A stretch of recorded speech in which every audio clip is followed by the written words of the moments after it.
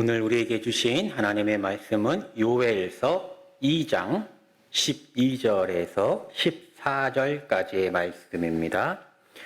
여호와의 말씀에 너희는 이제라도 금식하고 울며 애통하고 마음을 다하여 내게로 돌아오라 하셨나니 너희는 옷을 찢지 말고 마음을 찢고 너희 하나님 여호와께로 돌아올지어다.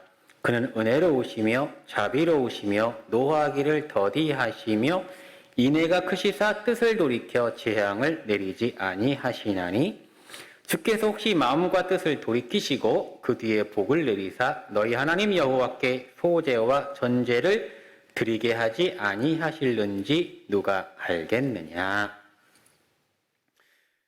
여러분, 죄를 짓지 않는 사람은 없죠. 실수하지 않는 사람은 없습니다.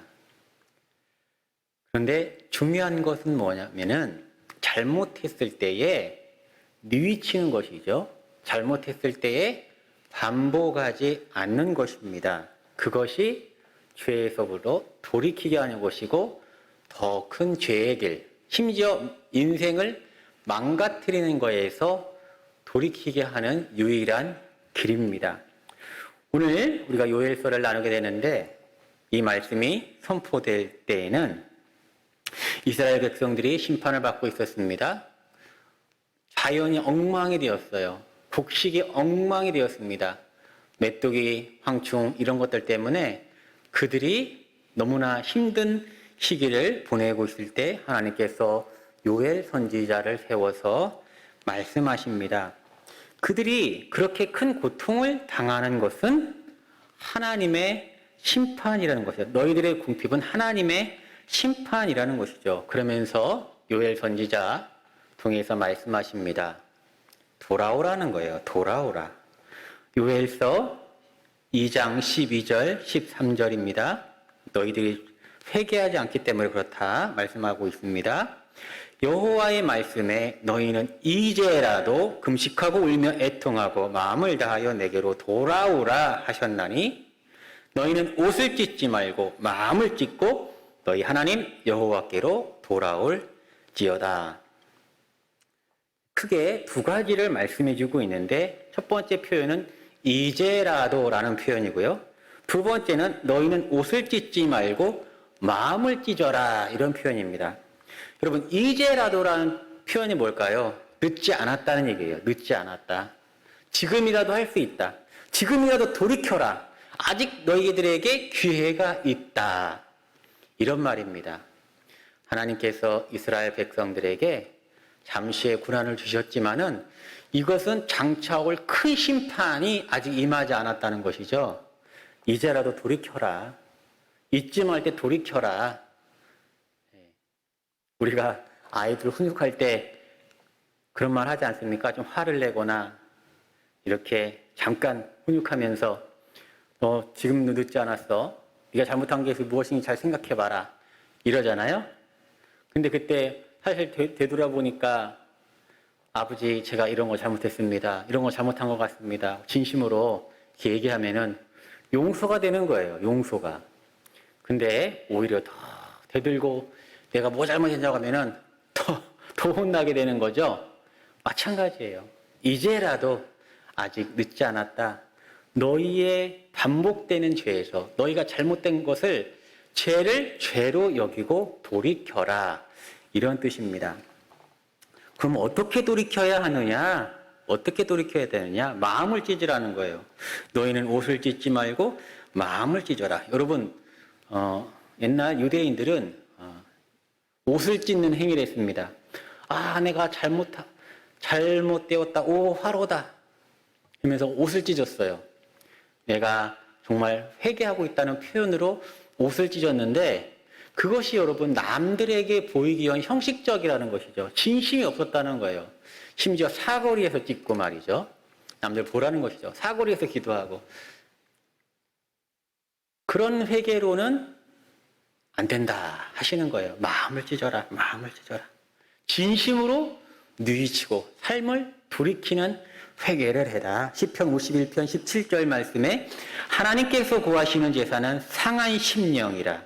하나님이여 상하고 통회하는 마음을 주께서 멸시하지 아니하시리이다. 하나님, 제가 이것밖에 안 됩니다. 근데 잘 안 돼요. 이 죄를 돌이킬 수 있도록 저를 불쌍히 여겨 주옵소서, 인도하여 주옵소서. 그런 기도를 돌을 때 그런 상한 심령을 하나님께서 멸시하지 않고 오히려 그럼 구한다는 거예요. 하나님 그런 자를 찾으신다는 겁니다. 이제라도 늦지 않아서 회심을 하고 마음을 찢고 돌아오라 하십니다. 그런 자들에게 하나님은 오늘 말씀을 통하여 복을 약속해 주고 있습니다. 하나님은 재앙을 돌이킬 뿐만 아니라 오히려 그들에게 놀라운 은총을 더하시겠다고 말씀해 주고 있습니다. 14절 말씀입니다. 주께서 혹시 마음과 뜻을 돌이키시고 그 뒤에 복을 내리사 너희 하나님 여호와께 소제와 전제를 드리게 하지 아니하실는지 누가 알겠느냐.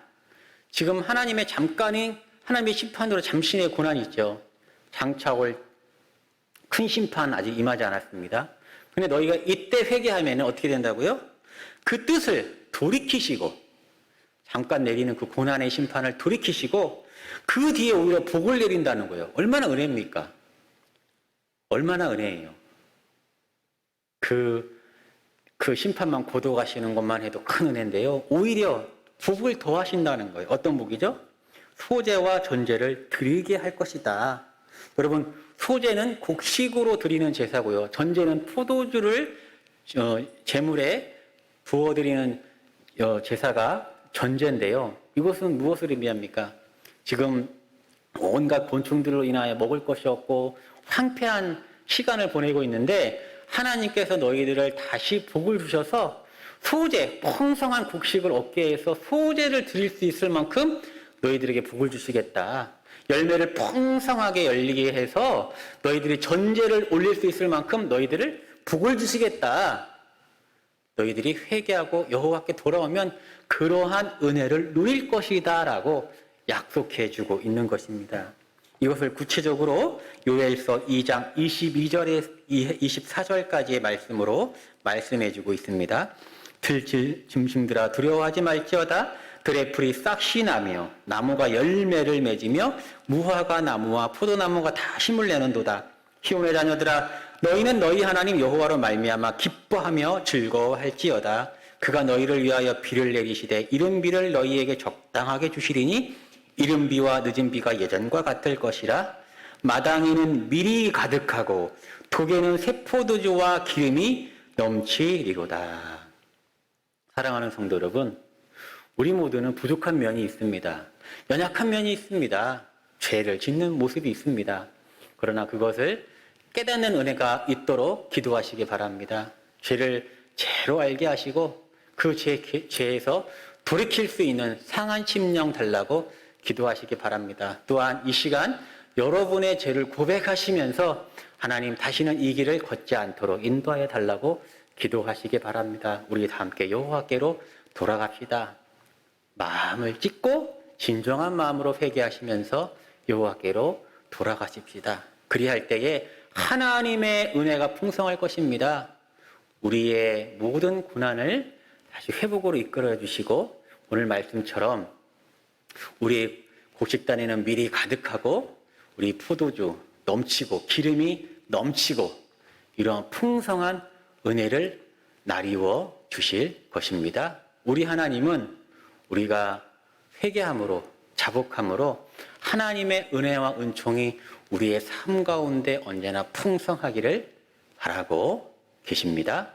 기도하겠습니다. 하나님 그렇습니다. 맛있는 음식 있어도 더러운 그릇에는 담지 못합니다. 하나님께서 우리에게 복 주시기 원하시는데 우리가 담지 못할 더러운 그릇이라면 담을 수 없습니다. 그것은 우리에게는 불행이요 하나님께서는 원치 아니하시는 바인 줄 압니다. 하나님 이 시간 우리가 주께 자복하오며 회개하오니 우리를 정결케 하여 주옵소서, 깨끗게 하여 주옵소서. 그리하여 하나님께서 우리에게 내려주시자 복을 약속해 주셨는데 그 복을 온전히 누리는 복된 모든 성도들 될 수 있도록 우리를 인도하여 주옵소서. 이 모든 말씀 우리 주 예수님의 이름으로 기도드렸사옵나이다. 아멘.